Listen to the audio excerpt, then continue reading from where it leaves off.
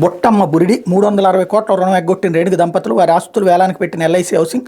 రేణుకమ్మ ఆస్తులు అంతంతేనన్న సీఎం జగన్. వేల కోట్ల ఆస్తులున్న అప్పుల ఎగవేతపై అనుమానాలంటూ. నేను సాధారణంగా నా అంచనాలను దాటి ఎక్కడికి పోదు, చాలా వరకు 100కి 80% నిజమే అవుతుంది. నేను అది చాలాసార్లు గర్వంగా కూడా ఫీల్ అవ్వను, కానీ సంతోషంగా ఫీల్ అవుతా. మొన్ననే చెప్పా, బుట్టా రేణుక గురించి ట్రోల్ చేస్తున్నారు, అట్లాగే బుట్టా రేణుక ఈ మాట అన్నది, ఇది బుట్టా రేణుక ఆస్తులు ఏంటి అది తెలుగుదేశం పార్టీ గుర్తు చేస్తోంది అన్నటువంటి.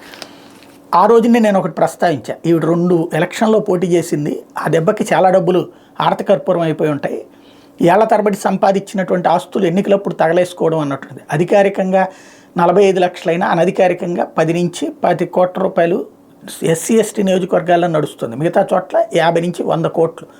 ఎంపీ సీట్ అయితే 200 కోట్లు, 100 నుంచి 200, 300 కోట్లు కూడా. కాబట్టి 2 ట్రిప్పులు పోటీ చేసింది కాబట్టి చాలా వెళ్ళిపోయి ఉంటుంది. రన్నింగ్లో ఉన్నటువంటి దాన్ని మెయింటైన్ చేసుకోగలుగుతారు, కానీ ఇక్కడ ఏదో తేడా ఉంటుంది, అందుకని చెప్పినట్టున్నారని. ఇప్పుడు అదే జరిగింది. రేణుక దగ్గర చివరికి ఆస్తులు 360 కోట్ల కోసం ఆస్తులు వేలం వేసేటటువంటి పరిస్థితికి వచ్చి, మొన్న జగన్ చెప్పిన మాట వాస్తవమేనమాట. ఏది ఆర్థిక ఇబ్బందుల్లో ఉంది అన్నటువంటిది. ఎంత అనిల్ అంబానీకి కూడా అట్లాగే అయ్యింది. అంతా ఆయనకేం తక్కువ అని అనుకుంటాం, కానీ ఏమయ్యాడు చూసాం కదా. అట్లాగే ఉంటుంటాయి కొన్నిసార్లు. కాకపోతే ఈ లోపుగా మనం రాజకీయ కోణంలో అదే కనుక బుట్టా రేణుక తెలుగుదేశంలో ఉండుంటే కనుక వేరే కోణంలో ప్రొజెక్ట్ చేశారు. కిందసారి ఆవిడ తెలుగుదేశంలో ఉన్నప్పుడు అప్పటికే ఇవన్నీ ఉన్నాయి అప్పులు.